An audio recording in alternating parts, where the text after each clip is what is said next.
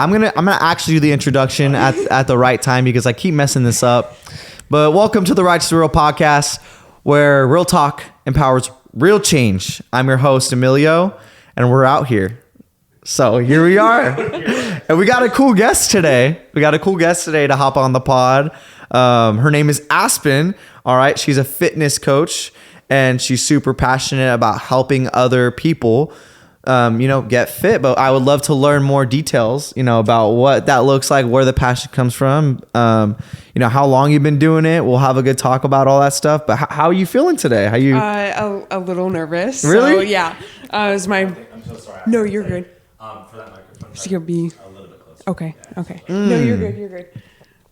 You're nervous, you said. Yes. Yeah. So it's my first podcast I've ever been on. So I appreciate you reaching out and allowing me to be here. So yeah, and a lot of people will start a podcast, but it's like we were just talking about before this even hopped on. Will they continue it, right? And anybody can hop on a podcast or do a one video. But me and Caleb have been doing this for almost a year now, and I don't know, maybe he expected me to quit at some point, but I'm still out here. Hey, I mean, as long as you're still pushing, that's the biggest thing. And so with that, so you coach men and women, correct? Yes. Okay. Yeah. So I do men and women, kind of more towards the older generation. That's what I enjoy the most. So I like helping them change their life. Basically, they come in with hip, ankle problems, all that stuff, and then they walk out and like a new person. Okay. So really, yeah. Okay. So that's what you're passionate about. So you're how old right now?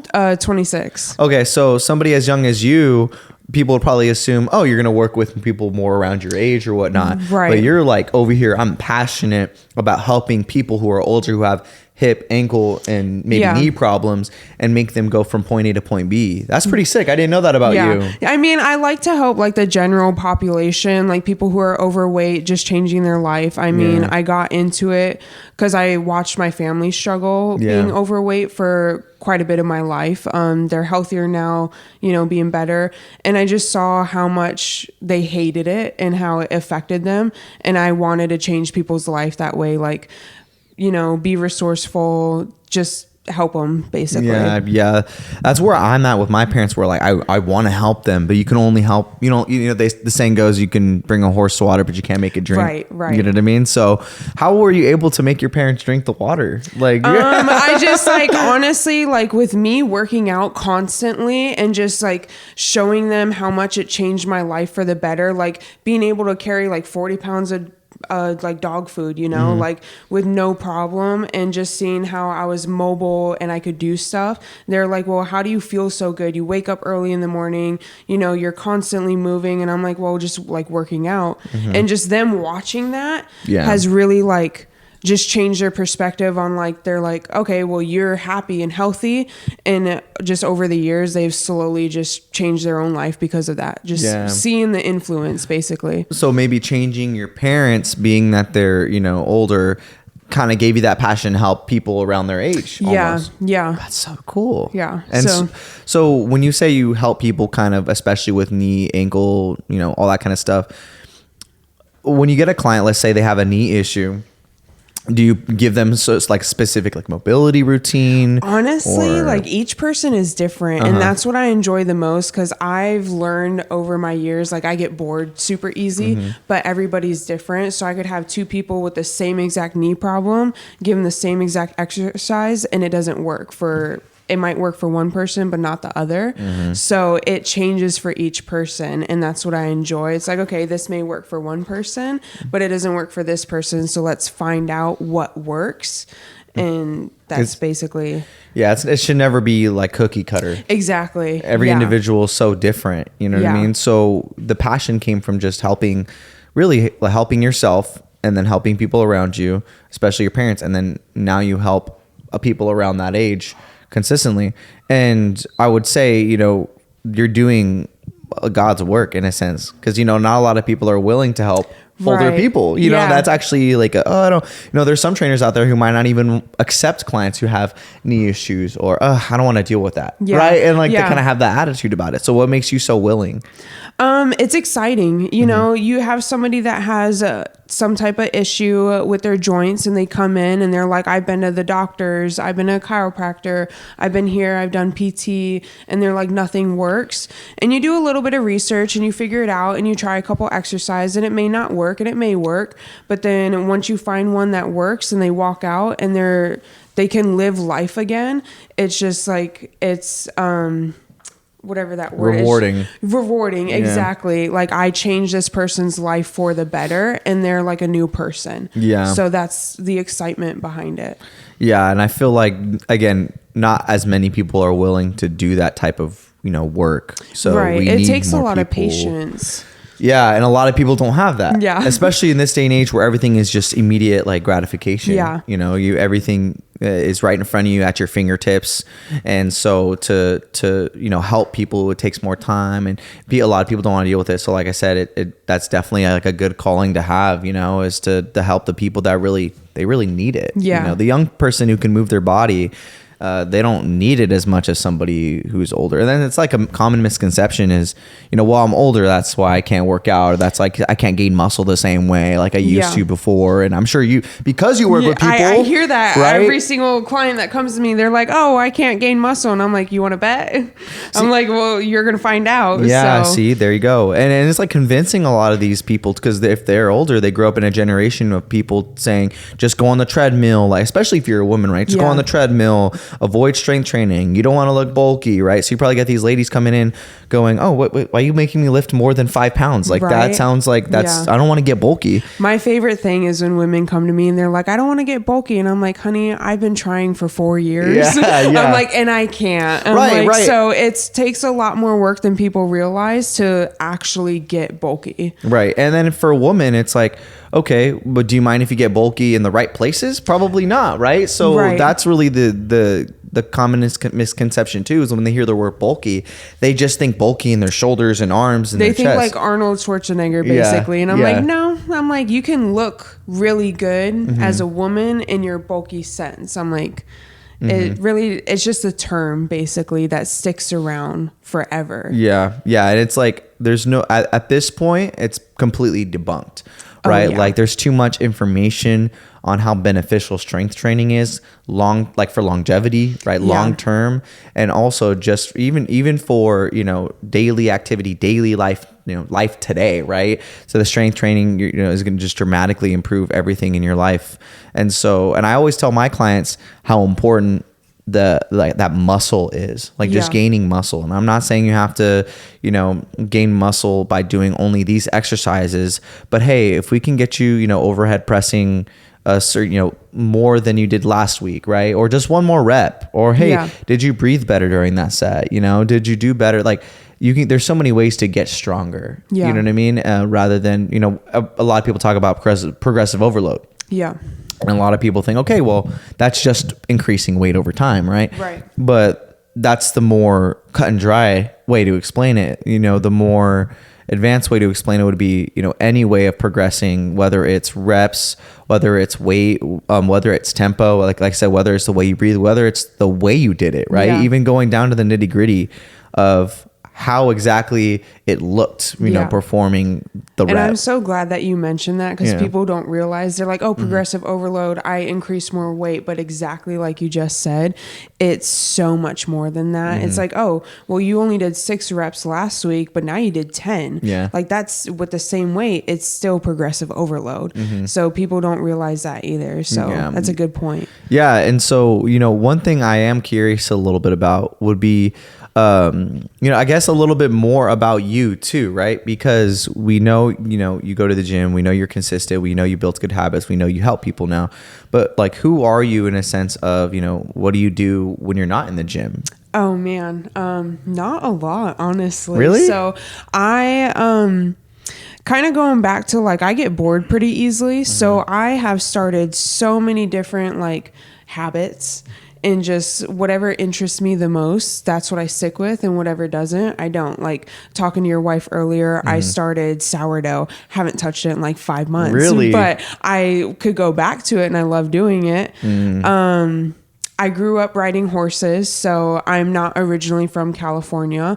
I'm from Michigan. Oh, there you go. That makes sense.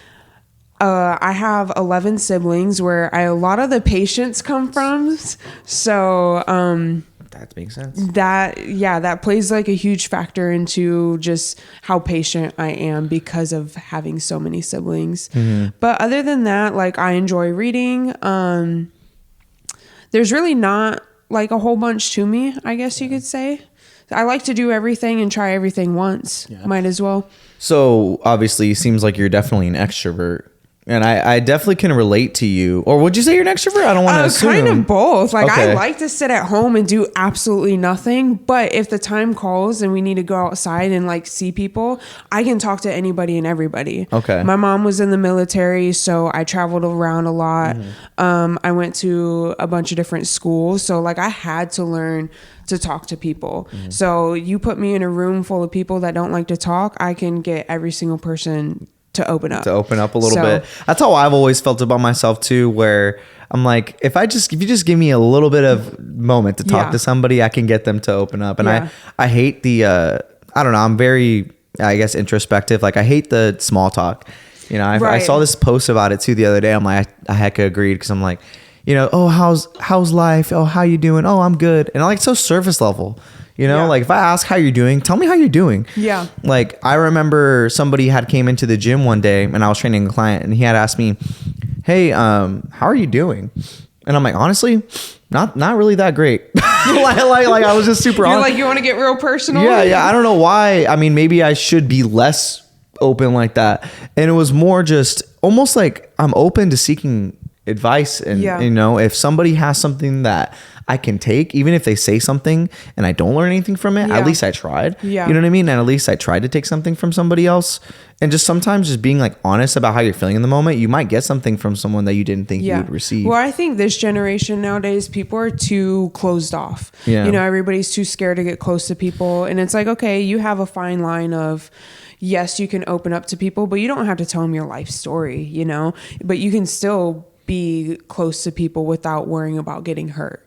So I think more people should be open and honest about who they are when it comes down to it. Yeah, I think in person, it's easy for me to be open, but like on social media, I have such a hard time. Really? Well, just like posting or thinking or just being honest or open about the thoughts that I have. Okay, yeah, like you definitely don't have as hard of a time from what I can tell on your stories as of late. I'm one where like people they're either gonna like you or they're not, and no matter what you do, like you can't control how other people feel. So I'm like, okay, if you don't like what I post, like that's fine.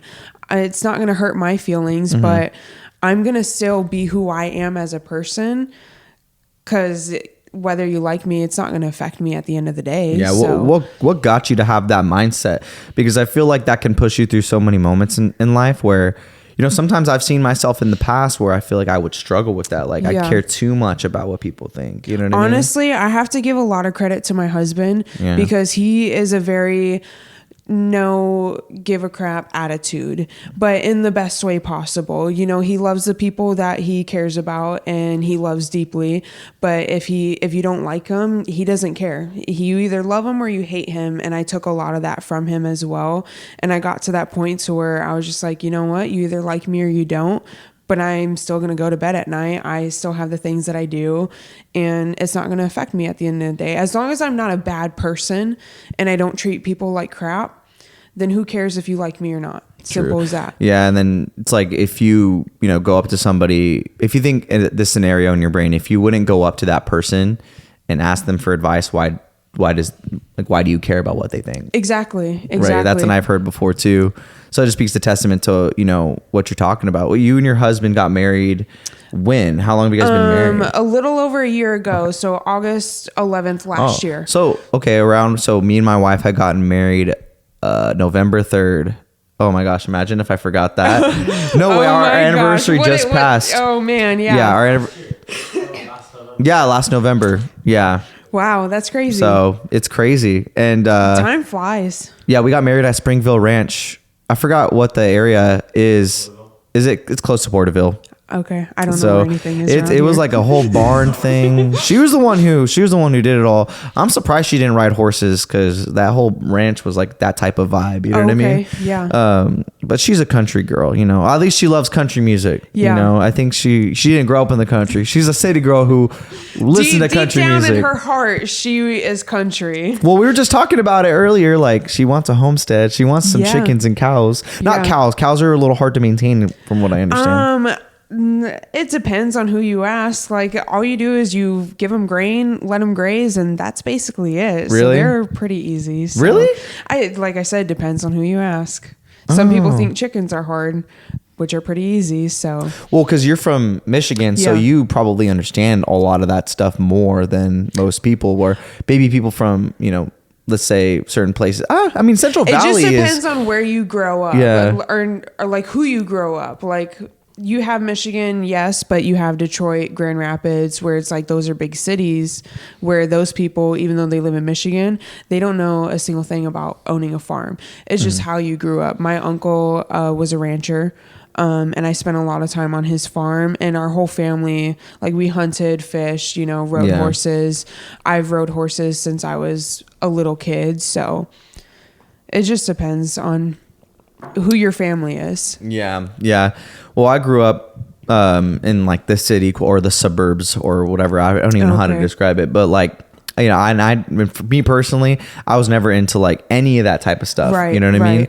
So it was fun getting introduced to, you know, that sort of thing as I got older. And with Presley, like she'll put on her country music, and I'm like, man, all you play is country. That's all you play. Do you play anything else? You know what I mean? But then I don't have much good music taste either. I play Justin Bieber. Oh my God, Justin Bieber. Yeah, and you're a Bieber. I'm a believer. Me and my sister were gonna go to a concert in 2020 together. Oh really? Before COVID, and then COVID happened. Yeah, COVID happened. So I did get a refund. Yeah, that was a $400 ticket. Better get a refund. Oh my gosh. Yeah, Justin Bieber. I'm sure. Better believe it. No, I'm just kidding. Better believe I get my refund. You know what I'm saying? You better go see Justin Bieber now. I'm sure tickets are way more expensive. I don't know. He's popular, and he is. And I think he has a kid now too. So I don't know. He probably won't even do a concert for a while. You know what I mean? But so you grew up in Michigan. Yep. You used to do the, you know, kind of like, what would you say, farming in a sense? Or did your family do farming? No, they didn't do farming. They just had all the animals, or? Yes and no. It's just kind of like a personality that you take on, basically. In Michigan? Yeah, just anywhere. So I had horses. I did 4-H. I was that weird 4-H kid. I did equestrian. So I didn't necessarily like grow up on a farm, but I just had that personality of being around horses, doing. Did you notice maybe like that mentality or the act of, you know, doing that sort of stuff kind of like translated into the gym in a sense where, like, you know, maybe you were already picking stuff up or already doing a lot of stuff, like you kind of noticed you're naturally stronger in the gym, or did you have like a humble beginnings when you first started in the gym? I actually had humble beginnings when I first started in the gym. I was very scrawny when I first started, like picking up any heavy amount of weight was extremely hard for me. I had like little twig arms. Like I was a tiny person when I first started. I was probably about 130 pounds. I would have never guessed that. Yeah. And a lot of people don't, because they see me now. I've gained 45, 50 pounds since I worked out to what I weigh now. And I'm taller than most women, 5'10". But my heaviest, I've been at 175, but you would never imagine. Right. So I was extremely tiny. And I think of like how I started in the gym is the people that were around me, not necessarily like the culture that I grew up in, but just the people. If I didn't have those types of people to push me, I probably wouldn't be as hard worker in the gym as I am now. Yeah. When you say push, what is that like? You know, some people say push in different ways. Is that like them keeping you accountable, them calling you out on your bull crap, or you know, what does that look like? Calling me out on my bull crap. Also just like making sure I don't quit. and just like keep going. Cause there were times when I was showing horses and whatnot. And like, that was a big part of my, like who I was, that I just wanted to give up and stop. And they're like, no, you can't, like, you have to keep going. And when you're, 14, 15, you're like, I know everything. The world revolves around me. Which is so weird. We do. Exactly. I did know what I was talking about. Exactly. Well, when I was 15, I was the all-knowing person. Exactly. And I look back at like when I was 15 and I'm like, who did I even think I was? So I'm like, I didn't know anything and I thought I knew everything. So it was just like those people that I was surrounded by, they helped me push into like keep going, basically. Yeah. I remember when I was in track one year, I wanted to quit. But my parents never let me quit. They were like, once you start something, you got to finish the season. Like, you can't quit during the season, Like, if you want to stop after the season's over, that's fine. But if you start something, you finish it. Yeah. And that's always been my mindset since then is if I start something, I got to finish it. Like, I remember when I competed in my bodybuilding show last year, there wasn't a point where I wanted to quit, right? It's not even an option in my brain. And I've noticed that about myself. And I think that's because of the way I was raised. Like, because it was never an option when I was younger, why is it an option now? Right. I mean, that's a good point. Yeah. So like when I did compete there, there's people who drop out of shows because they just don't put in the work to be ready. Right. Or there's people who do other competitions or other races and they just, drop out. Obviously injuries are one thing, but like when you're training for something and you just don't end up in shape, that's because of, lack of discipline or your ability to, not execute the plan properly. Right. And in my brain, it was like, that's not an option. I remember a couple weeks or about a week out from my show, I was like thinking in my brain, I'm being realistic. I'm like, okay, I don't have as much muscle as a lot of these guys, but if I come in extremely lean and conditioned, I might stand a chance, So I remember in my brain, I'm like, I need to get down. I need to get down on weight. I need to lose this body fat. Like, so I would take like 20,000 steps in a day. I was going crazy. And then at some point my coach was like, okay, stop walking. Like, cause I was like, he's like, you need to stop. Yeah. Well, cause I'm 5'8" and I have a decent amount of muscle. I'm but at that weight I was like 151. Like I got on 151. So I was like absolutely peeled. You know what I mean? Okay. Yeah. And you were lean. Yeah. He told me like, get a burger. Like the night before the show, he's like, go get a burger and fries. And I did, and it was bomb. And so, but like, it just goes to show like when you're raised the right way. I'm definitely planning on raising my daughter that way, just hit like, there's certain things, obviously I would raise my daughter and my son different for sure. Cause they are different, and I believe in that. I'm very traditional in that mindset where I think, okay, my son needs to know how to be a leader and my wife, but in the same light, what I kind of realized too was like, I need to teach my daughter a lot of those same things still. Like just because he's a man doesn't mean he's only going to be the leader, right? Like my daughter can still be the leader. One day she'll meet a man who will make her want to, like in a sense, and nothing against you be led as by a man. You know what I mean? Exactly. Yeah. Nothing against you as a man, but when you have your own daughter, I think it puts it into perspective on like, before you have a kid, like you're like, oh, traditional, like you just said, and then you have a daughter and you're like, but wait, you're like, now I have to teach, you're like, now I have to teach her like specific things. Yes. Be that traditional sense, which a lot of people are getting away from, but also be your own person, which a lot of people struggle with. Yeah. Like I would always say, I would always talk about raising a son, right? Because that was, as a man, that's what I wanted to do. Yeah. But now that I have a daughter, I'm like, completely change your mind. Yeah. I'm like, okay, well now how do I raise my daughter? Right. Well, obviously I need to be an example to her through my wife, treat my wife right and all that stuff. So she sees how she needs to be treated. Right. And then I need to be showing her how a man's supposed to provide for her, right? Yeah. And supposed to do stuff for her. Literally just be the example for her. But in the same light, the same things that I would talk about, okay, well, I want my son to be strong. I want my son to be a leader. I want my son to be these things.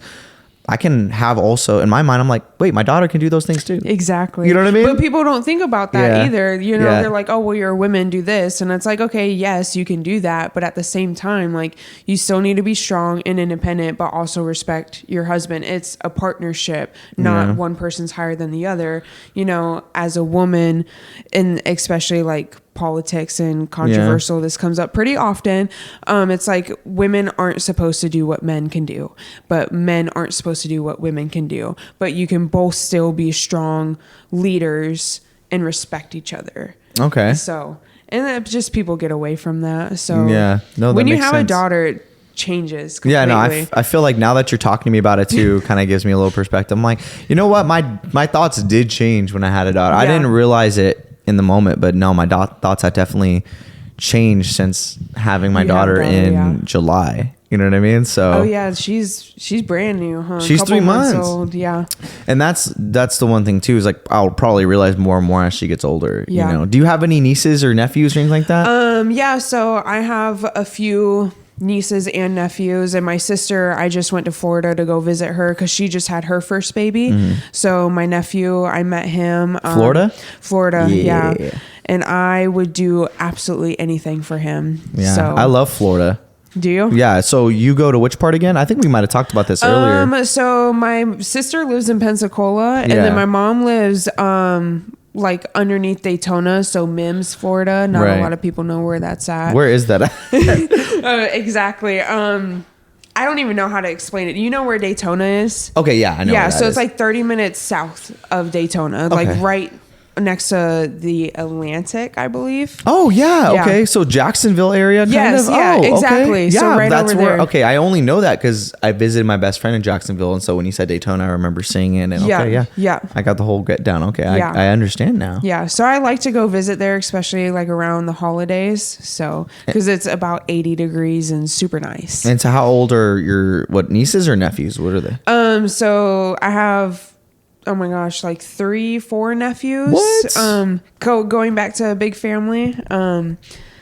But my sister just had him, so he's a month old. My other ones, I don't know their age. So But when you go visit, are they they like? all live in New York, so I actually haven't met them yet. Oh shoot. But they're like 10, 9 years old. So Dang. my family dynamic's a little different. Okay. So So you have a big family, but they're kind of separated. they're all over. I have siblings that live in South Dakota, siblings that live in New York, some in Texas, and we're not all super close, just for family reasons. Yeah. So I'm close to the ones that I'm close to, basically. And is your family at all into fitness because of you as well? Like outside of just your parents? Only 2 of them. Really? Yeah. And sisters, brothers?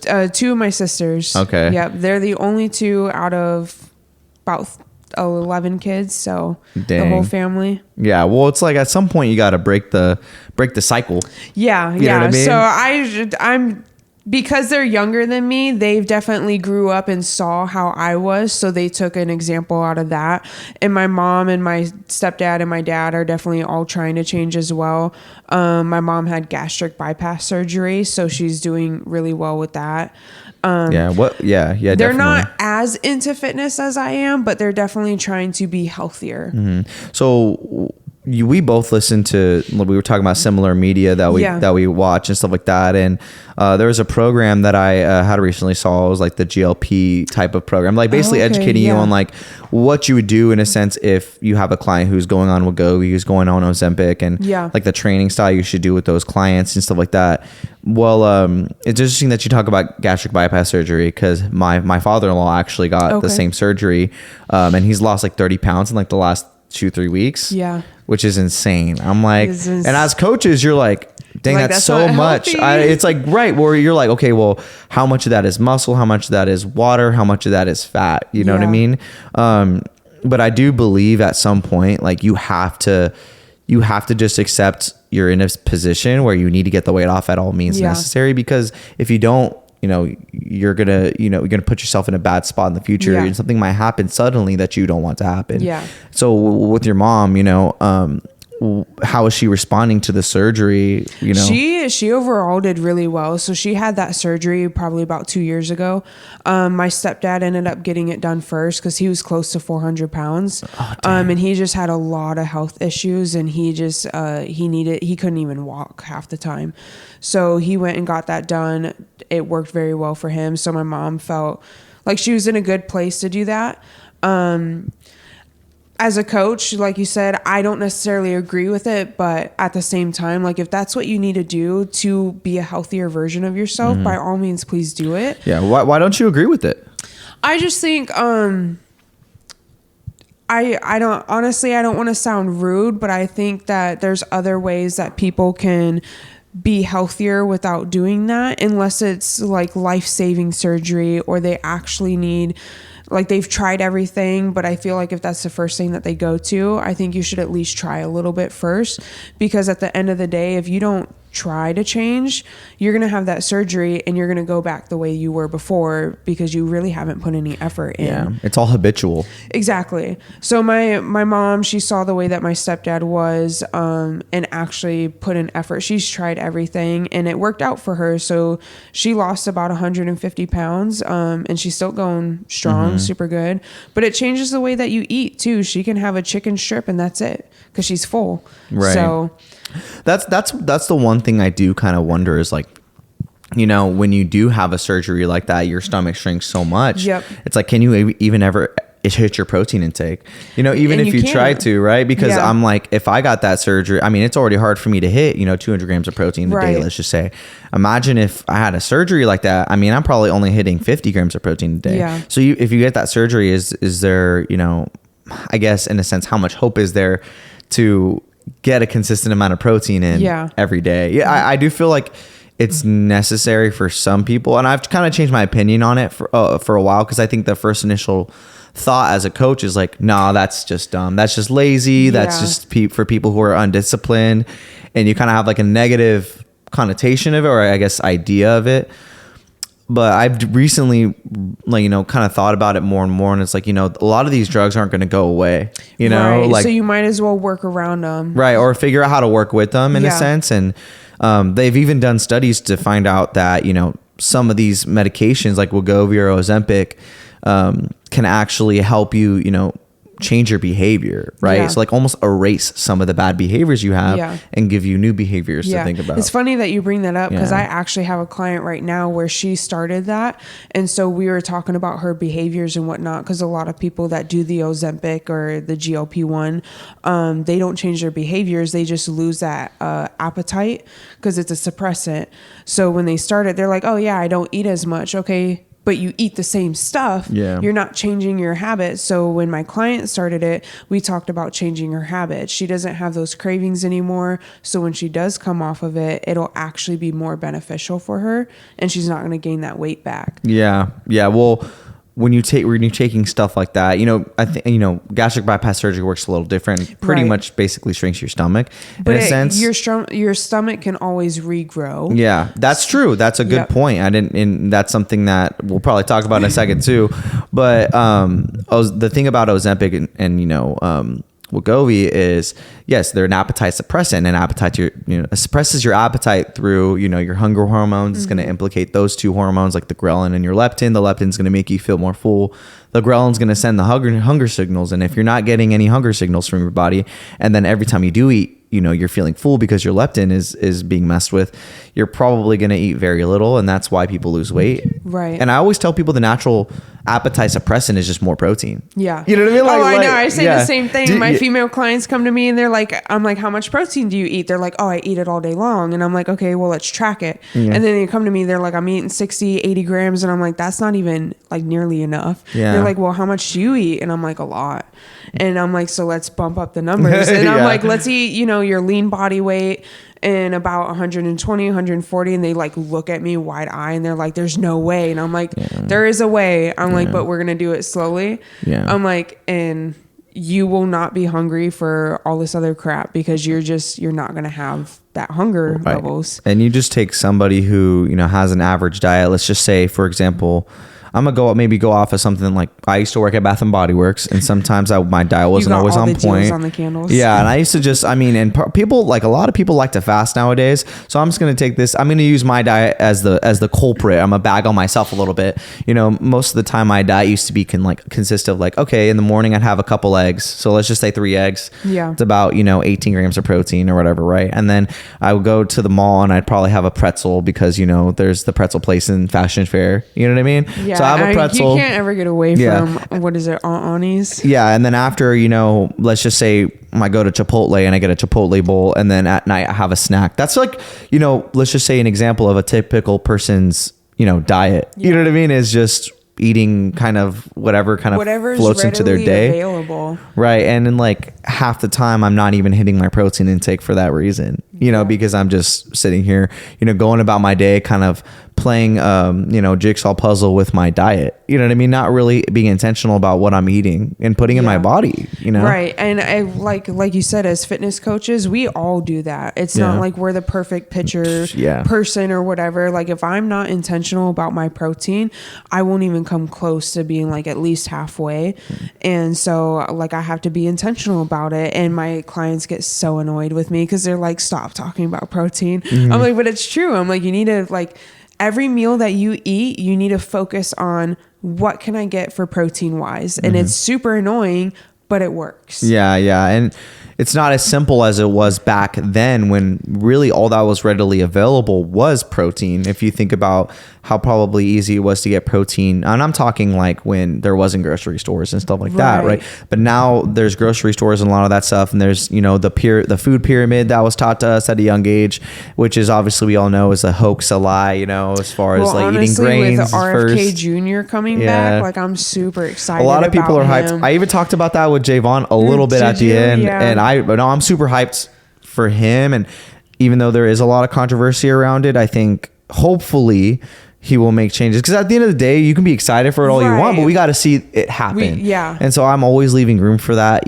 just which as far I completely as that goes. agree, and I'm super excited for him, but like you said, I'm hoping for the best, but in the grand scheme of things, like we need to start with the education system, because a lot of the stuff I know now, I had to teach myself outside of high school, outside of college. Like I didn't learn that stuff in school, but if they taught it in school, the American health system would be so different than what it is today. Yeah. And I'll never make a meal plan and go, okay, what grain should I have them eat? Like that's not the first thing I think of, right? But the food pyramid kind of teaches us cereal in the morning or bread in the morning, which spikes our insulin, makes us feel slower and unenergized for the rest of the day, right? So it's like the opposite of what we know scientifically we should be doing on a day-to-day basis. Like if I made a meal plan or a diet plan for a client, it's going to automatically, what's the first thing you probably think of too is how, but like how, the first thing I think of is how am I going to get their protein?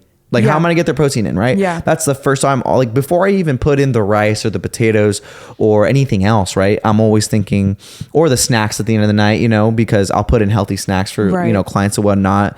Before even the fruit, I think about, okay, how many ounces of meat do they need to eat a day? Yeah. Right. And then do they need a supplement with maybe one shake or two, right? Yeah. And how can I get them to just hit their protein every day? I tell my clients that all the time, like, hey, can you just get to 150 per day for me? That's it. Just get to 150 a day for me. Don't even focus on the diet. Just hit your protein. I know I do that to my clients too. They're like, well, how am I supposed to like change my diet? And I'm like, right now, I'm like, do you even eat breakfast? And they're like, no. And I'm like, let's start there. I'm like, just eat some eggs, maybe a little bit of toast, avocados. I'm like, just start with your breakfast and just get something in. And they're like, well, I have cereal. I'm like, we're not doing that. Yeah, that's insane. I'm like, we're not doing that. But it goes back to the education system, because I was the same way. I used to have cereal every single day. Lucky Charms, my favorite. And then I got into fitness and I was like, this is horrible for you. Yeah. Tell me why on the last pod, me, Javon, and you were literally just, me and Kayla, we're all just talking about like all the bad foods we like love. Yeah. Oreos, Doritos. Peanut butter jelly burger. From Slater's 50/50. Never had them. Yeah. I used to eat cereal back when I was like, my mom. So growing up, my mom used to just take me all these yard sales. And so we'd always go to these yard sales, and she would always be in this little Tupperware, this little plastic Tupperware with microplastics. And I'm just kidding, but a little Tupperware. And I was I say on being healthy, but I have my containers with all my meal prep with plastic. I saw this post the other day and it was like, yes, I don't have the, fancy, glass Tupperware. Like I'm not trying to do all that, know, and, cause that's like the trend right now. I'm accident prone. I'll break every single one. Yeah. See, and funny enough, it's like during pregnancy, which she blamed it on pregnancy brain. My wife broke like 3 dishes. You don't give her crap for pregnancy brain. It's a real thing. I know, but I was like, dang, I'm like, how have I not broke a dish? I'm in this relationship. I'm the one who should probably be breaking dishes, not Yeah. you. So I'm like, it must be real. I break everything, and I'm like, Yeah. I love my glass dishes, but I'm like, for my meal prep, like I throw my bag around. I'm like, I'm not even gonna risk it. Yeah. I'll eat healthy, and I'll deal with my microplastics later. Yeah, and then my cereal would be put in this Tupperware where we go to yard sales, and I would literally just eat out of that Tupperware. I would just eat cereal. That was like my breakfast in the morning was Fruit Loops. Yeah, you know what I was mean? making a joke with my nutrition coach. We were talking about microplastics and whatnot. I was like, I literally like cook my meal plan and like for days out. And that's fine. Like you're supposed to cook it, and then it goes in a plastic container, and then I microwave it to heat it up. And I'm like, talk about, hypocritical basically. So well, I've seen I've seen this one guy. His name is Brandon Carter. He posts like a lot on social media, and I remember seeing a video, and it would make me laugh, but it's kind of true, and it's almost made me consider it again because it's just so convenient to just. I get it. Like it's probably not good for you, right? We know through science and studies that there probably is harmful chemicals in these plastic things. But man, like washing dishes, and you can tell my wife is mainly the one who will be the one to wash dishes because she stays at home, and like, I'm sure if she had to wash less dishes, she'd be like, might be more on board for it too. She's like, oh yeah, cool. Like get some plastic Tupperware because you literally just eat out of it, and if anything, just like throw it away. Yeah. And now you don't got to deal with it. Like there's no, even plastic forks, right? You don't got to deal with it. And the guy in the post that I'm talking about, Brandon Carter, he like made a whole video on that. He's like, I'm not washing no dishes, and he's like, that's why I use plastic everything. So as bad as it is. But it's so true though. Yeah. Like my husband and I, we for his line of work, we were traveling around for about 2 years in Colorado. And so we lived in a camper, fifth wheel, and you don't want glass dishes in there because if they break, when you're moving around, like it's heavier on the camper too, so it adds more weight. So plastic everything. Interesting. And yeah, so I'm just like, you guys lived in a camper? We did. And you guys drove around like the States or something? Or so my husband's a lineman, and so he did his apprenticeship outside of California. He did it in Colorado, and so it's like we can go down a whole topic about it. PG&E does have their own apprenticeship, but there's all over the country. So he did one in Colorado. It's called Mountain States, and it's Colorado based, but then they do the states that are around it. So we traveled around Colorado, and he was an apprentice, and it's a 3-year apprenticeship. So he basically gets told where to go, what to do until he tops out, passes his test, and then he's a journeyman lineman, and then he gets to tell people what to do basically. So yeah, we traveled around in a fifth wheel. It was a fun experience, but if you want to get real close with your significant other, that's the way to do it because you have no privacy, no space. There's no locks on anything besides the main door. Yeah. And you're right there next to each other. So yeah, that's one thing. I'm like, my best friend Jeremiah, he wanted to build a van and just travel the country until he met his wife in Florida. So he still has the van. He actually did buy the van. He just hasn't built it out yet. And that's going to kind of like put off because now he, has a couple of houses and, does a lot of different work stuff. But I feel like that's such an appealing thought is like, oh, I'm going to go just in a camper or in a van and just travel the country and just explore. Don't get me wrong. It was a lot of fun. And I enjoy it. I got to see so many things, meet so many different people, go to different places, for like experience. It was great. But after a while, like you get real tired of it because you don't have a space. Like it was the biggest trailer that you can possibly buy. It was 44 feet long, which is, I don't know if you know, but it's a big trailer. But you still don't have a lot of space. You have limited space. You can only have so much stuff. So it gets old after a while. Did you guys make it to the gym when you guys were on that camper? Yeah, we still did. Because I didn't work at the time when he was traveling for work. It's just hard for me to get a job when we're constantly moving every couple months. I bartended here and there. So yeah, I went for hikes. Went out to lunch with some of the other line wives and line wives. Yeah, that's what they're called. They're like their own little cult. You guys basically. got a Facebook group? They do. Oh no, I was joking. No, it's like there's like thousands of women in there from all over. Yeah, they're called Line Wives. The Line Wives. Join the Line Wives. Yeah, they're Facebook group. little crazy women, but they're good. So that's crazy. But yeah, so all I did was go to the gym, and that's how I got into personal training. Because Austin was like, "You go to the gym, women approach you, you enjoy it." He was like, "Why not?" I was like, "You know what?" I was like, that's a good idea. He's like, I'm gonna put my wife to work. That's literally too. Yeah, like get some more money up in this, you know. Yeah, get he some was like, net worth. "Oh, you want to buy leggings? Go get your own job."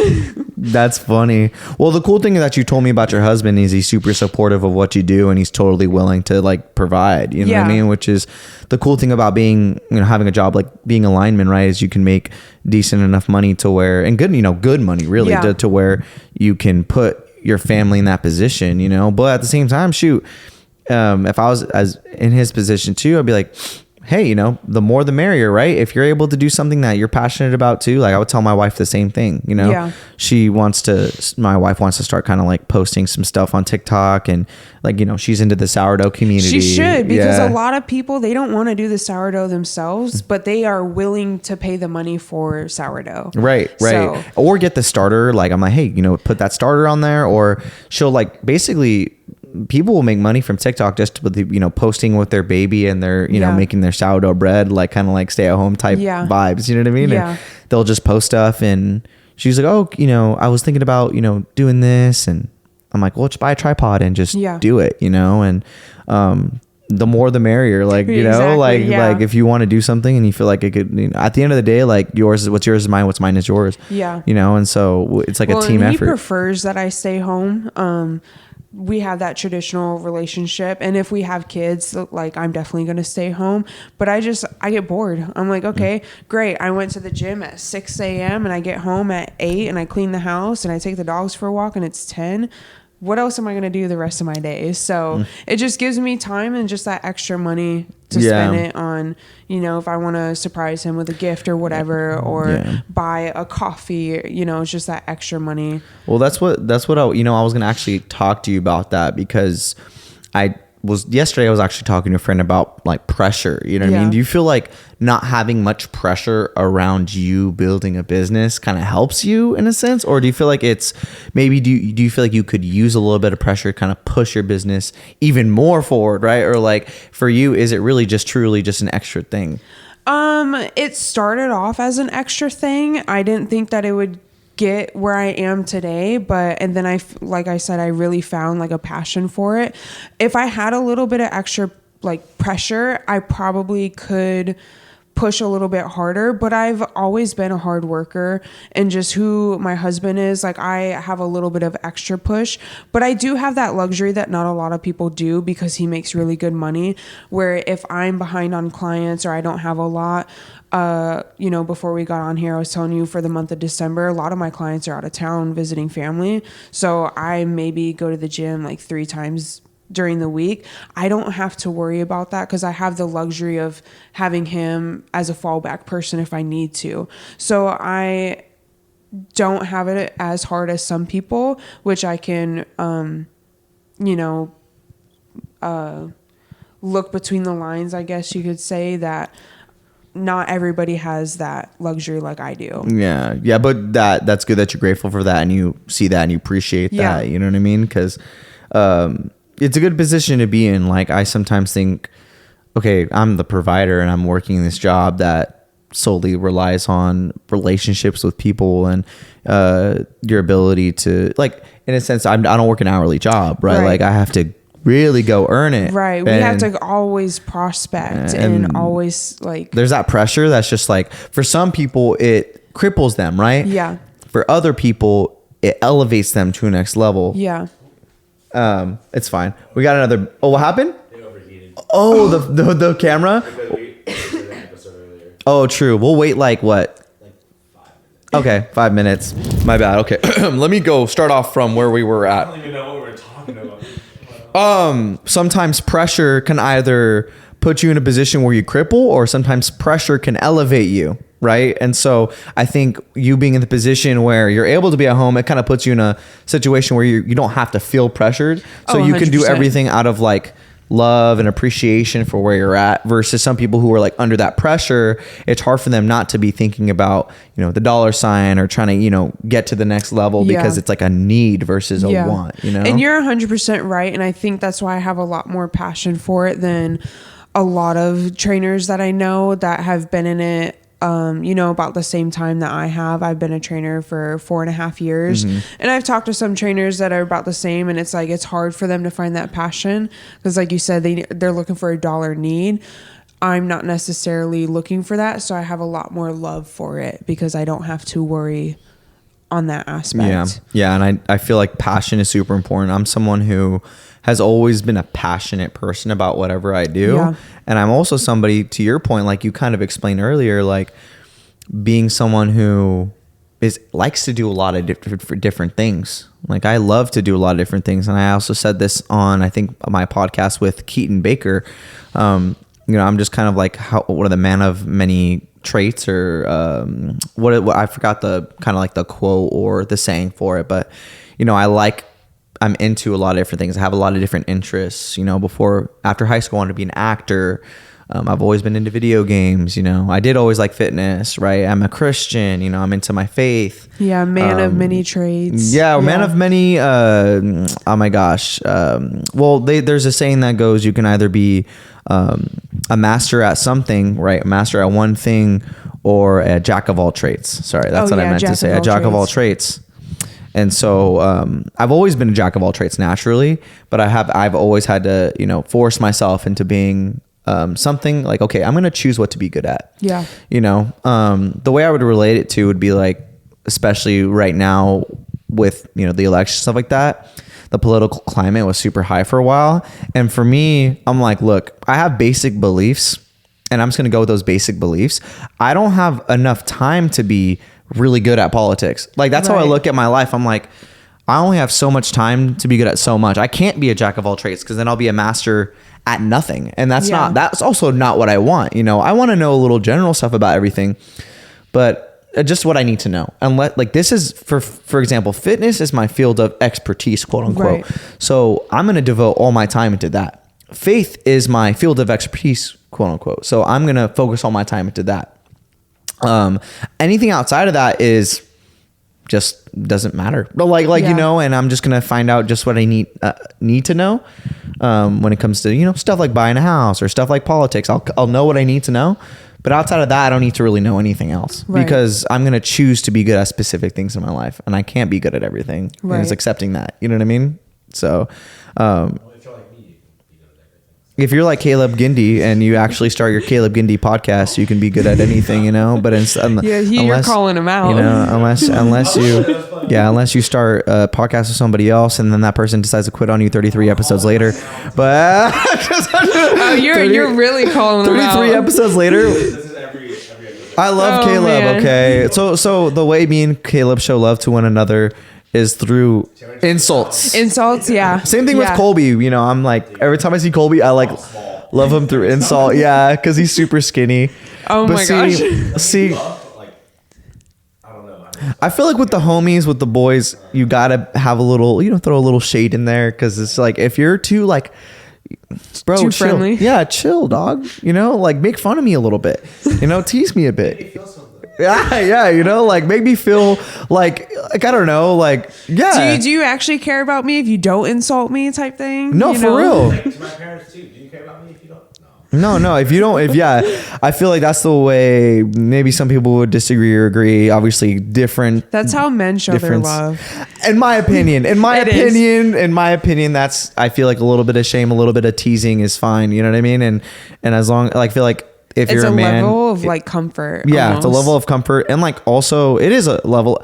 At least for me, when I'm making fun of somebody, it feels like I'm close enough to them to where I can even. They're not gonna get hurt or offended. Yeah. I mean, my husband and I, we take jabs at each other all the time, and when I meet somebody and they're like, "Oh, I'm sorry, like I didn't mean to offend you," and I'm like, "You can't." I'm like, if you met my husband, you'd know. I'm like, I don't have feelings to hurt. Yeah. When I sometimes my wife and I will be joking around in the kitchen, And I'll be like, bruh, shut up. Like, I'll say it just like that, but I don't actually mean it. Okay. I don't actually mean it. I'm not saying that. Cause she tells me the same thing. She'll be like, man, you're always out here. Get out of my way. I'm in the kitchen and get out of my way. I do the same thing to my husband. Yeah. He's trying to be all loving and whatnot. And he's like in my way. And I'm like, I love you. But I'm like, I need you to get out of the kitchen. Yeah. My wife is rude to me sometimes, but it's funny because it's a funny thing. You know what I mean? You know, everybody that's in a serious relationship, they understand what we're talking about right now. Yeah. You got to be able to poke fun every now and then. I do recall one time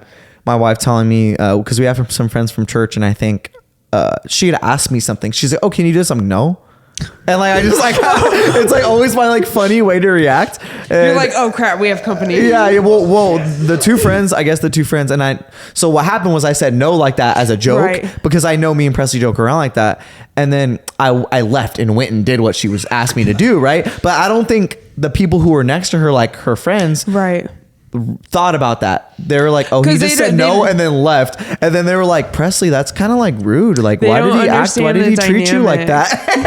and I'm like, no, it's not like that. I promise. We'll go out, like we'll meet new like couples and whatnot. And my husband and I will joke around all the time. And like the wife will look at me and they're like, you let him talk to you like that? And I'm like, I'm meaner. I'm like, I'm worse. Yeah. I don't know. I feel like unless you have that fun in your relationship, you know, it's gonna get boring. It's gonna get stale. You know, you gotta have. Turn them down to have fun. Yeah.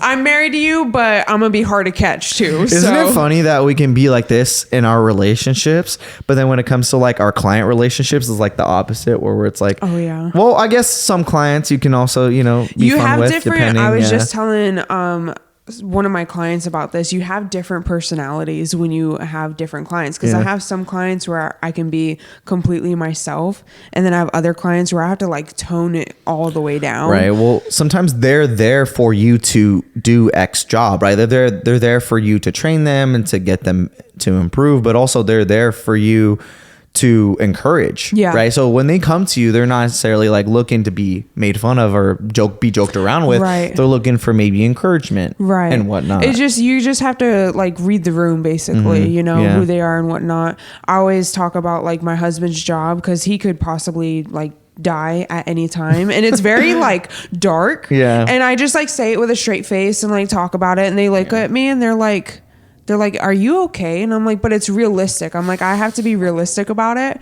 And they're like, is everything fine? And I'm like, yeah, it's fine. I'm just like, I look at it realistically. I'm like, that's a possibility of his work. Do you really think about that? Yeah, because it's literally, I mean, I've gotten so many texts from him sometimes, or like a quick phone call, and he's like, I almost died, and then hangs up. And I'm like, what do you mean? I'm like, what is going on? And it's because he works with electricity, and it's called electrical theory, because you can't predict it. Yeah. So it's a very real possibility every single day that if he goes to work, he's not going to come home. So I look at it realistically, and some people are just like, that's too far. And I'm like, yeah, I get it. I'm like, we don't joke about it. Yeah. I'm like, but there is a possibility more than anybody other job that will happen. That's the biggest, I guess, con of being a lineman is the risk in it, right? Yeah.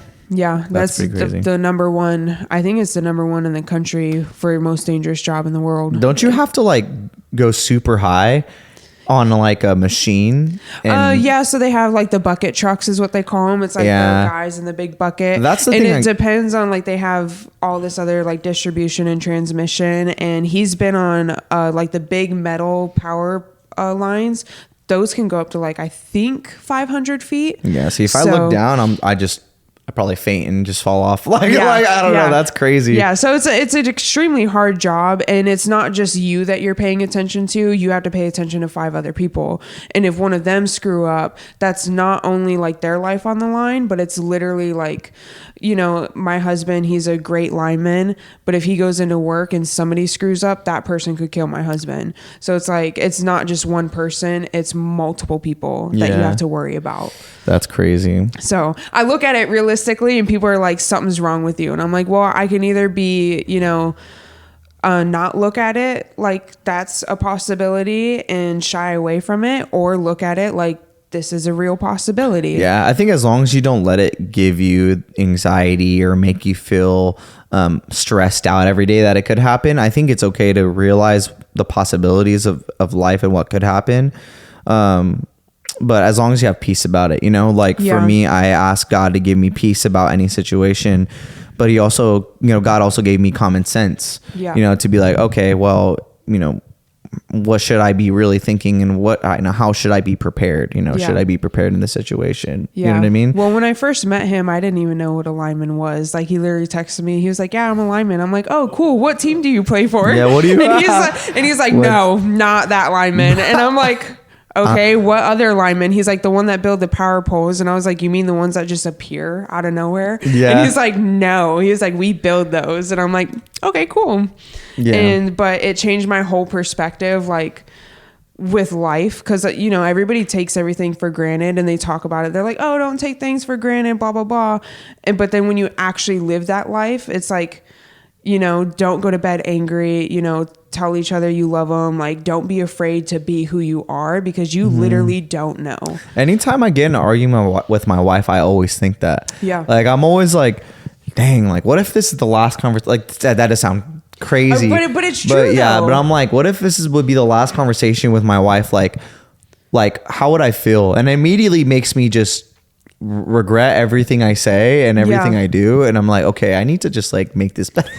Like, immediately. But it's true. And it's like, it may be dark, but nobody wants to look at it that way. And I'm like, I could literally drive home right now and get in a car accident, and what if we're in an argument the night before, and now something happened. I'm like, I'm not gonna live life like that. Right. I'm very open and honest about who I am going to the very beginning of our conversation. And people are like, oh, I like that about you. And it's like, yeah, but I was never always like this until I had to make myself be like this. Because why would I go days or weeks if something bothers me? You're going to know. We're going to fix it. We're going to figure it out. And you're going to know if something bothers me. Yeah. Because what if, True. So. That's true. Well, how are we on time right now? We're good. Like we're over, but Oh no. I mean, I think it's been solid. I think it's been solid. Aspen, this has been sick. This was a great comment, dude. How did your first pod go? It was good. Okay. Yeah, good. Yeah. Did you like it? I did like it. Okay, cool. Don't forget us when you get famous with that. Don't forget us when you get famous. Yeah. Wait, why would she get famous? Well, because it's not like a for the Mind Pump Media. Yeah. I won't forget you when I get famous. Yeah, when you get famous. When you get famous. When I get famous. When. Right, so with that, are you gonna like be like known, kind of like in that sphere? I mean, if it goes off, yeah, like I'll be like known as one of their trainers, but I don't know. I mean, I just started talking to one of the hire-ons today, so we'll see. Yeah. If it happens, I won't forget you. No matter what, yeah. When you're famous, make sure to remember the first. Industry. Yeah, I know. And then when we're famous, right, we'll travel out to you and works and record another pod. Mobile pod. Oh yeah, we can do it whenever. It don't matter. We'll get the guys of Mind Pump on your podcast. That would be nuts. See, you gotta dream big. If you don't dream big, what are you doing? Exactly. Yeah. Albert Einstein. I'm just kidding. I'm not gonna say anything. I'm not gonna say anything. Oh, now we're going scientific. Yeah, I don't know. I was gonna say a quote. There is this wise man. He said, lightweight, baby. Oh, you mean Ronnie Coleman? Yeah. Lightweight, baby. Yeah, I tell all my clients Well, what does he actually say? He says... Yeah, he literally says lightweight, baby. There's another saying he says, oh yeah, if you can lift it, it's lightweight. That's another thing he says too. Did you know what blew my mind is I didn't know that he was a police officer for the longest time. Oh. I thought it was a fake. No, he was a police officer, and people would always they were acting up, and then he gets in the picture and they're like the perfect little angel. And I'm like, I thought it was fake for the longest time. And then I was like, and then I saw that it wasn't. Yeah. Massive funny. policeman. Dang. Well, I didn't know if we'd end this podcast talking about Ronnie Coleman's legs, but awesome, man.